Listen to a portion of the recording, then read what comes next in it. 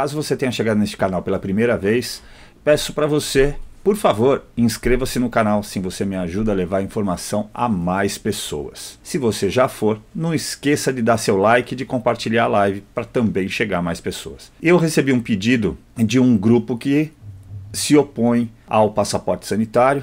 Quem fez esse pedido foi meu grande amigo Paulo Melo, e ele me sugeriu essa questão extremamente interessante para a gente debater, porque além de tudo sou especialista em condomínio, tanto em administração quanto em legislação e também em compliance condominial. Isso posto, ele me pediu um esclarecimento a respeito de um determinado condomínio onde foi instituído a cobrança de passaporte sanitário para acesso ao condomínio de prestadores de serviço e visitantes, e para os próprios condôminos o passaporte sanitário para poderem usufruir das áreas comuns. Senso comum, nem preciso ressaltar que todos sabem que o direito à propriedade é sagrado e consagrado na Constituição Federal. O que me chama a atenção, não só nesse episódio em si, é que muitos especialistas, consultados por inúmeros veículos de comunicação, já correram de maneira assodada, de maneira apressada, a dizer que sim, é possível, é perfeitamente possível, e por que não dizer legal no entendimento deles. E eu trouxe aqui duas matérias de jornal para mostrar para vocês e vão aparecer aqui ao lado. Jornal 100% Carioca. Condomínios cobram passaporte de vacinação de moradores em áreas comuns. Isso segue, segundo consta aqui, a recomendação da ABAD, Associação Brasileira de Administração de Imóveis. Além de ser uma medida que ajuda a garantir uma maior segurança sanitária interna, ela evita possíveis ações jurídicas do poder público contra condomínios que não sigam esta regra. Mesmo que não haja no decreto nada que especifique a atuação dos condomínios, é importante que o síndico cumpra com a determinação e evite, com isso, problemas tanto de saúde quanto do ponto de vista legal, explica o coordenador da CIPA Síndica. Primeiro, essa atitude seria para evitar possíveis ações jurídicas do poder público. Segundo, eles mesmos dizem que não há nada no decreto que especifique e embase essa medida. A segunda matéria que eu trouxe é do R7, do portal R7. Exigência de vacinação nos condomínios já é tema de debate. Pois bem, discussão vem na esteira da decisão do Supremo, que estabeleceu que a imunização obrigatória contra a Covid-19 é constitucional. A decisão do Supremo Tribunal Federal sobre a constitucionalidade da vacinação obrigatória à Covid-19, que já tem orientado condutas no mercado de trabalho e até respaldado a adoção de regras como a do passaporte de vacina em São Paulo e no Rio de Janeiro, começa a ser discutida no âmbito dos condomínios residenciais.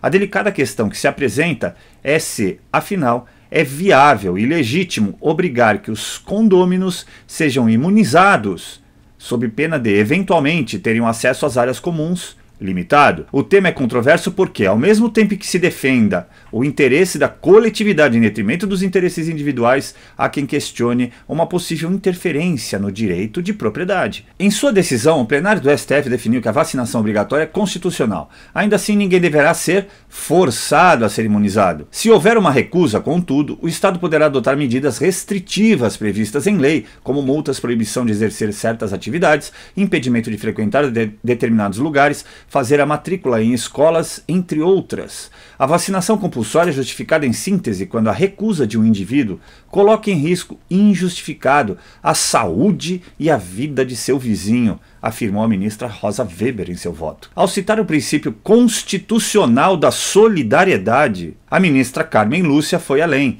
A Constituição não garante liberdades às pessoas para que elas sejam soberanamente egoístas. Assim, segundo fulano, especialista em direito imobiliário e sócio da fulano Sociedade de Advogados, o STF fala expressamente na supremacia do direito coletivo. Por mais que a decisão da corte não tenha sido proferida, tendo os condomínios como foco, é possível fazer essa analogia, explica o fulano. Para que nós continuemos nessa avaliação dessa maneira, Agora você já viu o que está sendo dito pelos especialistas contatados pelas emissoras de TV, pelos jornais, pelas revistas. Vejamos aqui a conclusão do voto do ministro Ricardo Lewandowski do STF na ADI, ou melhor dizendo, nas ADIs 6586 e 6587, como vai aparecer para você aí. Para conferir interpretação conforme a Constituição, ao artigo 3º,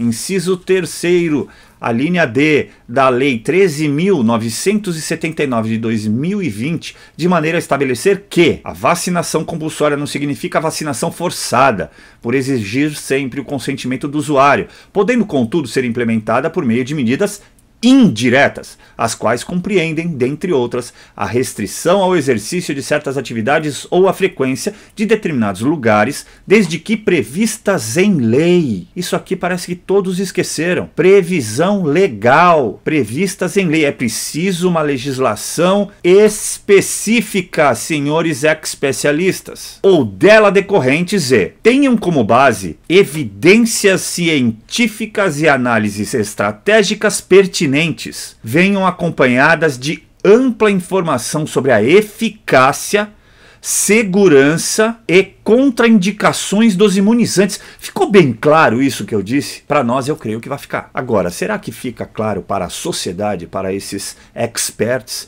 que são consultados por essas emissoras de TV, pelos jornais, pelas revistas? Porque me parece muito óbvio o que está sendo dito aqui pelo relator, ministro Ricardo Lewandowski, repito, desde que tenham como base evidências científicas e análises estratégicas pertinentes, venham acompanhadas de ampla informação sobre eficácia, segurança e contraindicações dos imunizantes. Respeitem a dignidade da pessoa humana e os direitos fundamentais das pessoas, atendo critérios de razoabilidade e proporcionalidade, sejam as vacinas distribuídas universal e gratuitamente. Tais medidas, com limitações acima expostas, podem ser implementadas tanto pela União como pelos estados, Distrito Federal e municípios, respeitadas as respectivas esferas de competência. A princípio, basta dizer que quem institui o PNI, Programa Nacional de Imunização? Vacinação deve fazer parte do Plano Nacional de Imunização, por prerrogativa do chefe do Executivo, que nomeia o ministro da Saúde, tão simples quanto. Mas essa prerrogativa foi retirada e cada um dos entes da federação, os estados e os seus municípios, puderam legislar de maneira livre em virtude da Covid-19. Em virtude da pandemia. Agora vejamos, do ponto de vista legislativo, o que nós temos à disposição, uma vez que é o município que determina as suas legislações. Lei de zoneamento, lei de diretrizes e bases para esse zoneamento, para a efetivação de meio-fio, de iluminação e assim sucessivamente. Portanto, quem legisla em relação aos condomínios e os fiscaliza é a prefeitura. Seria essa a implementar através de lei. Você viu muito claramente a conclusão do voto do relator, ministro Ricardo Lewandowski, quanto àquelas ADIs, desde que previamente previsto em lei. Neste caso, o que temos aqui no município de São Paulo? Um decreto. E muito provavelmente é o que existe em outros municípios. Vejamos o decreto da Prefeitura Municipal de São Paulo. O atual prefeito, ex-vice-prefeito da chapa com Mário Covas, Ricardo Nunes. O decreto paulistano 60.396, de 23 de julho de 2021. Autoriza a realização de feiras, convenções, congressos e outros eventos, altera as disposições para a expedição de novos alvarás de autorização para eventos públicos e temporários durante a situação de emergência decorrente do coronavírus, autoriza funcionamento dos parques e equipamentos esportivos municipais, autoriza a retomada dos termos de permissão de uso para ocupação de mesas, cadeiras e todos nos passeios públicos, de que trata o decreto 58.832, de 1º de julho de 2019, e revoga o artigo 13 do decreto 59.283, de 16 de março de 2020. Como estabelece esse critério? Artigo 1º, a partir do momento que a cidade de São Paulo atingir a marca de vacinação de 80% da população elegível com ao menos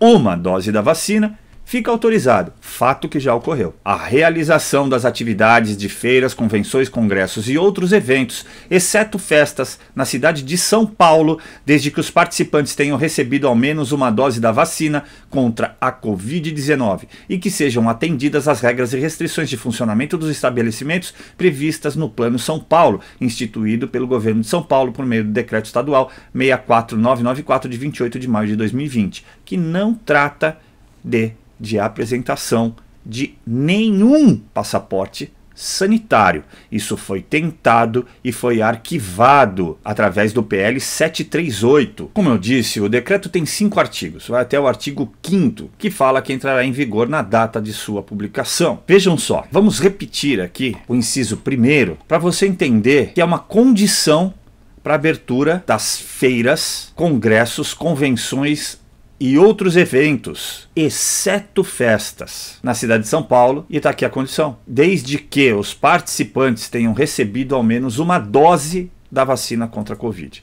Eis aqui o que se interpreta, vejam só, o que se interpreta por passaporte sanitário. Eu acabei de afirmar ao senhor, à senhora, quem está me vendo, está aqui nos acompanhando, que não há um decreto estadual autorizando essa prática. Segundo ponto, não foi promulgada nenhuma lei para a exigência do passaporte sanitário, nem na esfera estadual, nem na esfera municipal. O que ainda está valendo é este decreto, aliás, que motivou algumas pessoas a estarem na frente da prefeitura, se manifestando de maneira contrária. Não havendo legislação, significa que estar-se-ia legislando por meio de decreto. Isso é possível no nosso ordenamento jurídico, no ordenamento jurídico brasileiro? Respondo, não. Por um simples motivo que o senhor, a senhora, quem está nos acompanhando já deve ter ouvido muito falar. Decreto não é lei. Como nós podemos afirmar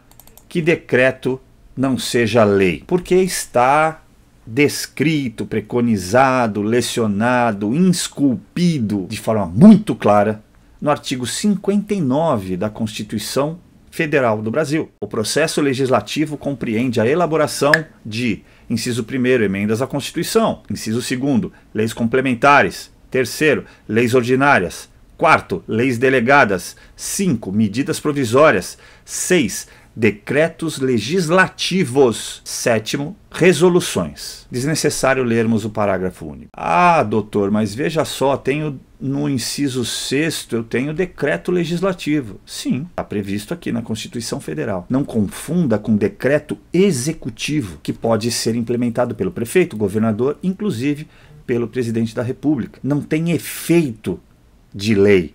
Decreto legislativo aqui para o caso corresponde às próprias casas do Congresso Nacional, a saber, Câmara dos Deputados e Senado Federal. Então como é que fica? Respondo mais uma vez.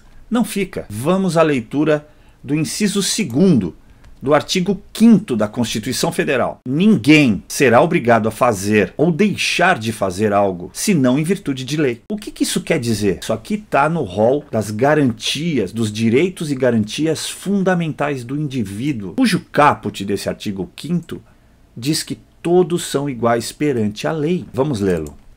Todos são iguais perante a lei, sem distinção de qualquer natureza, garantindo-se aos brasileiros e residentes no país a inviolabilidade do direito à vida, à liberdade, à igualdade, à segurança e à propriedade nos termos seguintes. E aí tem todo o rol das garantias, dos direitos e garantias fundamentais, dentre eles o que eu acabei de ler para o senhor, a senhora, você que me acompanha. Vamos relê-lo.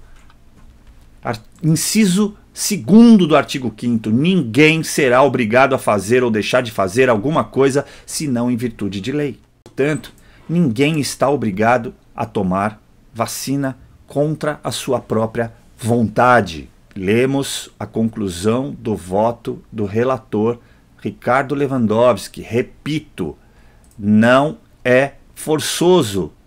não pode ferir a individualidade e a dignidade da pessoa humana, nas próprias palavras do voto. Além do inciso 2º, trouxe aqui para o senhor, para a senhora, o artigo 15 do Código Civil. Ninguém pode ser constrangido a submeter-se com risco de vida a tratamento médico ou a intervenção cirúrgica. Aqui, a analogia, que disse o colega naquela reportagem da R7, a analogia deve ser feita a este artigo, a esta leitura.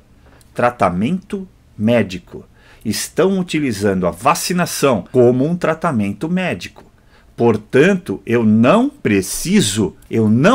posso ser constrangido a me submeter, porque há o risco de vida. O risco de vida e o risco de vida em caso de acometimento da Covid-19 são idênticos? Não sabemos, tem pesquisas científicas que comprovem? Não. Portanto, eu não sou obrigado a me submeter. Está claro no voto do relator Ricardo Lewandowski nas ADIs. Está muito claro. Se estão embasando-se por meio dessa decisão, afirmando que o STF teria assumido que a vacinação compulsória é constitucional de maneira plena e absoluta, não passa de uma falácia. É uma inverdade que está sendo propagada para engano da sociedade. O que muito me admira é que órgãos de classe não tenham se manifestado de maneira contundente. Não existe lei que obrigue a vacinação compulsória. Antes que alguém possa perguntar, mas e no ABC? Esse condomínio cuja pergunta foi originada está no ABC. Pois bem, está aqui, estou apresentando para vocês, redação da Rádio Agência Nacional. A ABC Paulista descarta passaporte da vacina, mas mantém restrições. As cidades que fazem parte do consórcio intermunicipal do Grande ABC não vão adotar passaporte da vacina. A decisão foi tomada por unanimidade pelos prefeitos dos 7 municípios que integram o grupo. No começo da semana, o prefeito da capital paulista chegou a anunciar que o passaporte, uma espécie de documento comprovando que a pessoa tomou a vacina contra o coronavírus, passaria a ser obrigatório em bares, restaurantes e shopping centers. Isso aqui, essa reportagem é de 27 de agosto de 2021. Mas no dia seguinte, a prefeitura recuou e manteve a exigência apenas para grandes eventos. Portanto, me parece extremamente fora da curva um condomínio em São Bernardo do Campo, através do ato ditatorial de um síndico, exigir a vacinação para os seus moradores. Pode um síndico exigir passaporte sanitário, comprovação de vacinação para que os condôminos acessem o próprio condomínio e para que usufruam das áreas comuns? Não. Definitivamente não. Agradeço a você.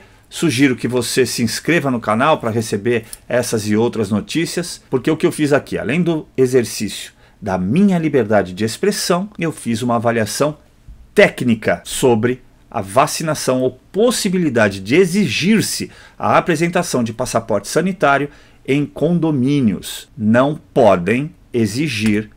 Com toda sorte, agradeço a sua atenção até aqui. Muito obrigado e até a próxima.